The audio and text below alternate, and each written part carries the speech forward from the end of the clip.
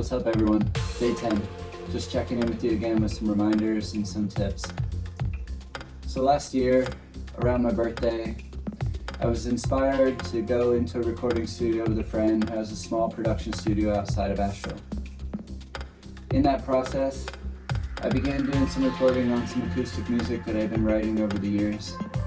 And as I was in the session, it began to dawn on me that even though I had these songs for years, even though I played them almost every other week or so, I hadn't actually taken the time to practice and really fine-tune them into a full production, to go in and really hash them out or knock them out.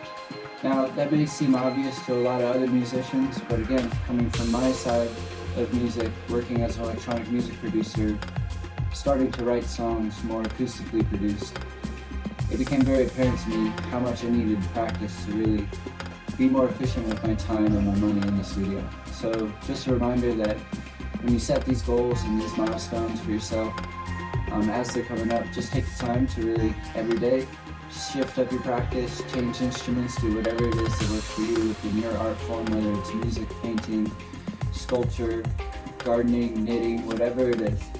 The other one here is also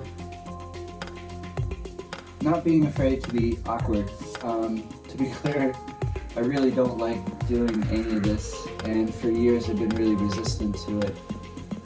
I'd like to invite a lot of you to not be like me, as there was a point in time where I've had a lot of ups and downs in my career, but one of the major falls that I had, and I'd like to share as a reminder to you, that sometimes we're guided to do things bigger than we realize, or we're meant to bring in maybe different vibrations than we thought.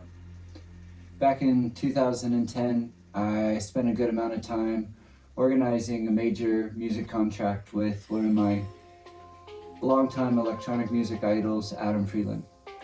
After several months of negotiation with the label about a remix I had done that I wanted to incorporate into my album, I had an electronic music album where I produced about 12 songs, mixed them all into a 1-hour mix, and then there was one of these songs that I had remixed. I submitted the contract to my record label, spent about a month waiting, never heard anything back, only to find out after about a month and a half that my record label in Miami decided to close down. And so my contract fell through, I never got to release my album, and to be honest with you, after spending about 5 years working on it, it was pretty devastating for me because it was a vision of mine, it was a dream I had always had, and to watch it crumble like right at the last step, it was really hard and challenging.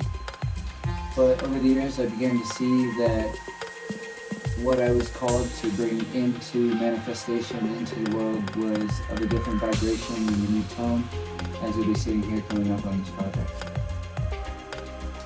Last is just that reminder of what I just said, that remembering as an artist, you're going to have ups, you're going to have downs. So whatever art form you're doing and whatever practice, just remembering to have some sort of balance in your life.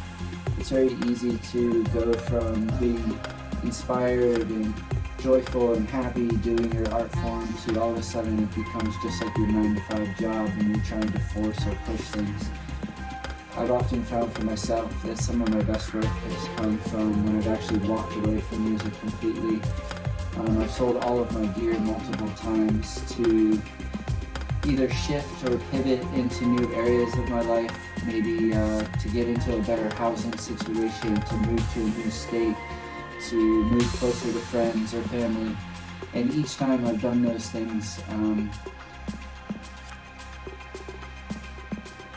it's come back like threefold. It magnifies itself as you continue to trust it and go through your process as an artist.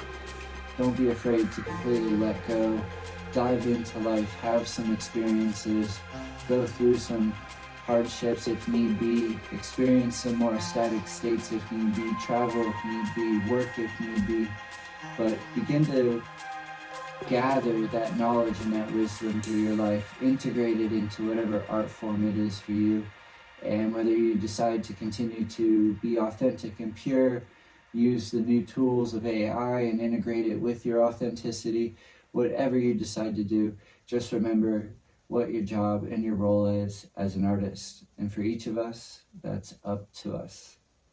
Take care.